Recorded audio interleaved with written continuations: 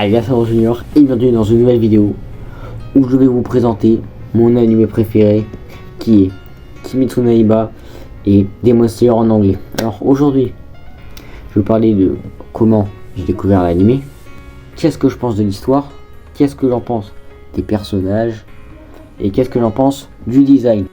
Comment j'ai découvert l'animé. Alors, comment j'ai découvert l'animé?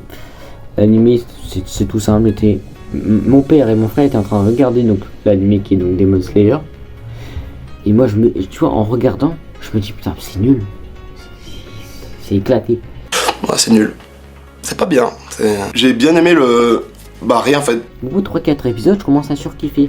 Tu sais, je me sens bête, parce que je me dis au début c'est éclaté, mais au final ça devient mon animé préféré. Donc je kiffe, etc. Donc franchement, regardez cet animé, puisqu'il pète vraiment sa mère. De comment j'ai trouvé l'histoire. Donc moi, ce que j'ai bien aimé dans cet animé, c'est qu'on va dire que l'histoire est en même temps triste et en même temps hypante. Car tu vois un Tanjiro qui venge sa petite sœur, qui a été transformée en démon par je sais pas qui. Donc qui veut devenir pourfendeur de démons et devenir plus tard peut-être pilier. Donc pilier, c'est le grade des plus hauts pourfendeurs de démons. Là je vais vous mettre les photos des 8 là. Voilà. Les 8 juste là. Voilà. Et donc qui essaiera de vaincre tous les démons possibles, dont l'antagoniste qui est Michael Jackson. Voilà, ça j'ai trouvé ça c'est cool. C'est pour ça que j'ai mis l'histoire Michael Jackson dans Demon Slayer. On est où?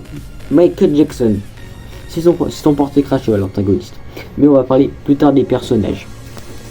Personnages. Donc au niveau des personnages, ce que j'aime bien c'est qu'il y a plusieurs types de personnages.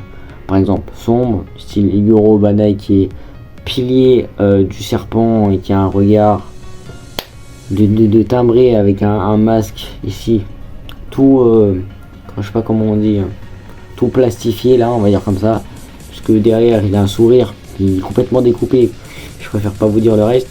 T'as des personnages qui peuvent être très joyeux comme Rengoku, le pilier de la flamme, qui crie tout le temps, il est excité, on sait pas pourquoi. T'as des piliers par exemple, non, t'as des personnages qui veulent flex, par exemple Tengen, par exemple Salemi avec leurs gros muscles, moi j'ai 3 femmes, je sais pas combien quoi. Ça j'ai bien aimé le délire, mais au début je me suis dit mais pourquoi? Mais après c'est japonais, faut pas chercher à comprendre. T'as des personnages, on dirait des pop, tels les fils de Ubayashiki qui est donc le maître des piliers. Voilà, je vous mets la photo juste là. Et ensuite, c'est gosse juste là. T'as des personnages qui peuvent être, comment dire, bipolaires. Bipolaires comme Zenitsu juste ici. Complètement chibré comme Inosuke. Ça vraiment, j'adore. Même si Zenitsu au début, je l'aimais pas. Après, tu vois, il y a d'autres personnages. Mais bon, je vais pas tous les citer, il y a plein de catégories de personnages dans l'animé. Donc ça, j'ai trouvé vraiment ça cool.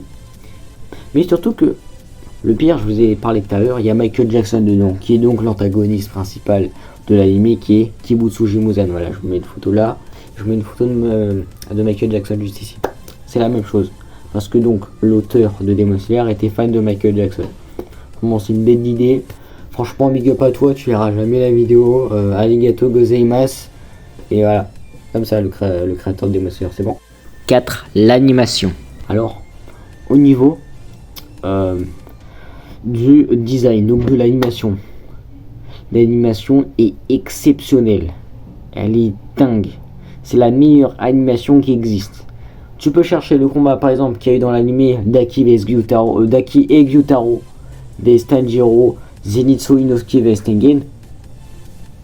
C'est exceptionnel, tu vois ce genre de combat, tu fais waouh, c'est niveau, je suis désolé, niveau prime Dragon Ball. Et à ce moment là tu fais mais voilà, les mecs vont faire un taf, c'est exceptionnel.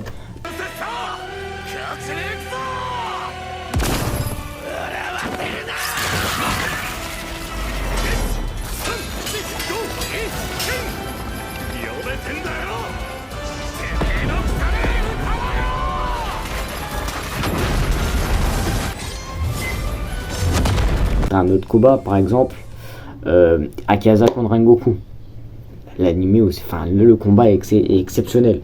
Tu vois niveau effets spéciaux, du feu qui vire dans tous les sens. T'as des points, t'as des attaques, c'est hyper stylé. Bon, par contre, par exemple les attaques, regardez en japonais.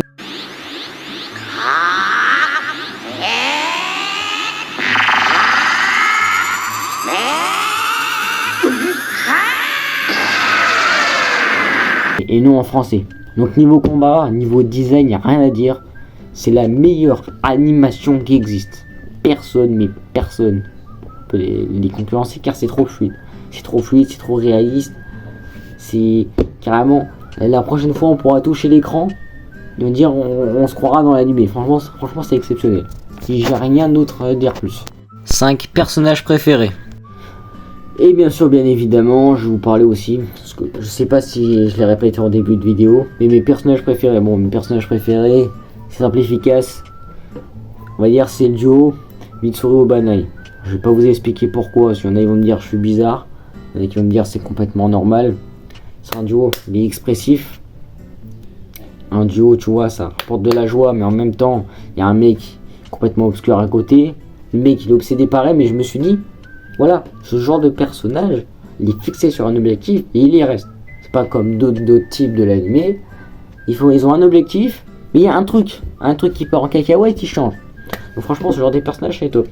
Par exemple aussi dans la bande de Tanjiro. Donc Tanjiro, Zenitsu, Inosuke, Nezuko. Mon préféré c'est Inosuke. Ce mec là il est trop drôle. Oh, je suis désolé hein. Mais il devrait faire... Voilà, je vais inventer une chaîne télé et il devrait faire Rigole avec les stars. Voilà. Il devrait faire un incroyable talent. Le mec il est souple, il est drôle. La version française par contre est exceptionnelle. Tu vas faire quoi? Tu vas chez Tomioka toi aussi? Non, j'aimerais bien, mais je peux pas. J'ai pas encore poussé le rocher assez loin pour continuer. Moi j'y suis presque, il me reste pas grand chose. Parce que j'utilise pas de souffle. Non, tu rigoles, tu utilises pas de souffle, tu sers à rien. Parce que tu sers à quelque chose, toi. Du calme, arrête. Sa voix exceptionnelle.